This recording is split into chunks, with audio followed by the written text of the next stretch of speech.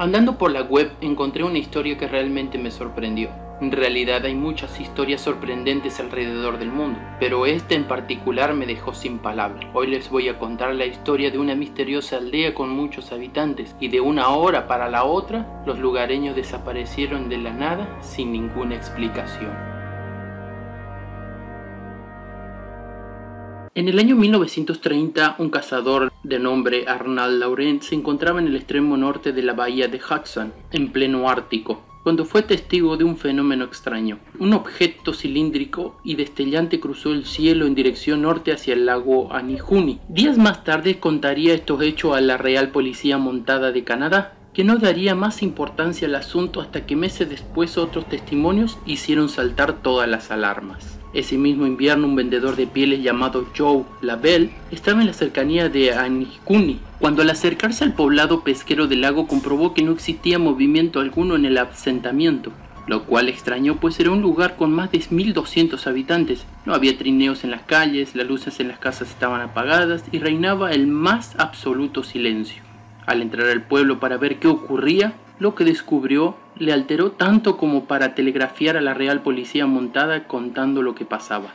Todo indicaba que en ningún momento cercano a la hora de la comida de un día cualquiera, los habitantes del poblado habían abandonado el lugar sin dejar rastro alguno. No había señal alguna de vida ni signos de violencia. Los kayaks, pequeñas embarcaciones destinadas a la pesca, se encontraban amarrados y tampoco había huella de pisada ni de trineos en la nieve que indicaran un éxodo masivo. Las raquetas y las escopetas de caza se encontraban guardadas en los domicilios, muchos de los cuales tenían las mesas dispuestas para comer. Las provisiones estaban guardadas en las despensas y algunos guisados de caribú a medio cocinar aún estaban en las cazuelas. No había cuerpos, notas manuscritas ni señales que les indicaran dónde estaban los inuits o por qué habían abandonado el lugar dejando todo atrás. Labelle registró los alrededores de Anijuni en busca de alguno de sus habitantes o algo que explicara lo sucedido, pero lo que encontró fue más inquietante aún. Los perros aún estaban atados en sus perreras, pero habían muerto de hambre y tenían signos de haberse comido entre ellos tras ser abandonados. Algo inaudito y sin sentido, ya que además de ser animales sagrados para los inuit, son indispensables para mover sus trineos por la nieve.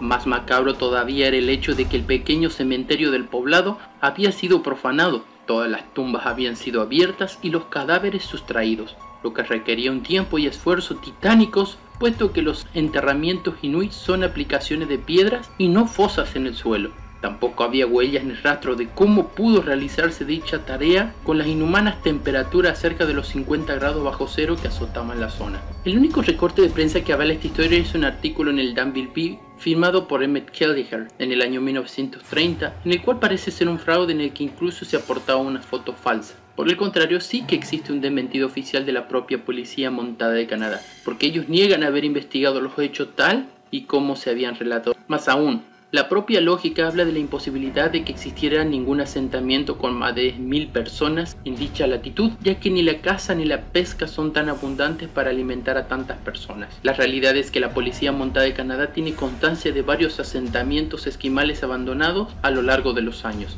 aunque ninguno de más de 200 habitantes. Un fenómeno nada extraño, ya que los inuit son un pueblo seminómada al albur de la caza, la pesca y la bondad del invierno ártico. Todo ello sin contar las supersticiones y creencias religiosas que le hacen desplazar sus poblados de ubicación periódicamente. Precisamente en esos movimientos y traslados, las estructuras como casa o edificios quedan inhabitadas al no poder ser transportadas. Sin embargo, no hay casos probados en los que además de edificios se hayan abandonado objetos personales como kayaks, rifles o esquís. Solo un eventual visitante extranjero le podría dar la impresión de estar en un pueblo cuyos moradores han desaparecido por arte de magia al encontrarse este tipo de estructuras abandonadas.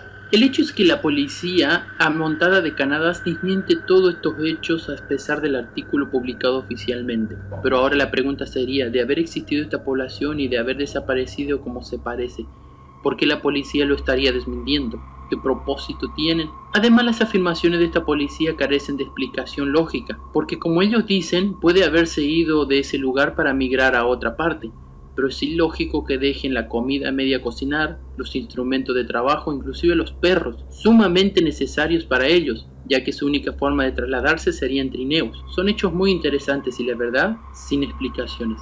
Tal vez nunca sepamos realmente qué le pasó a este poblado, o nos quedaremos simplemente con las dudas, o simplemente creerle a la policía montada de Canadá.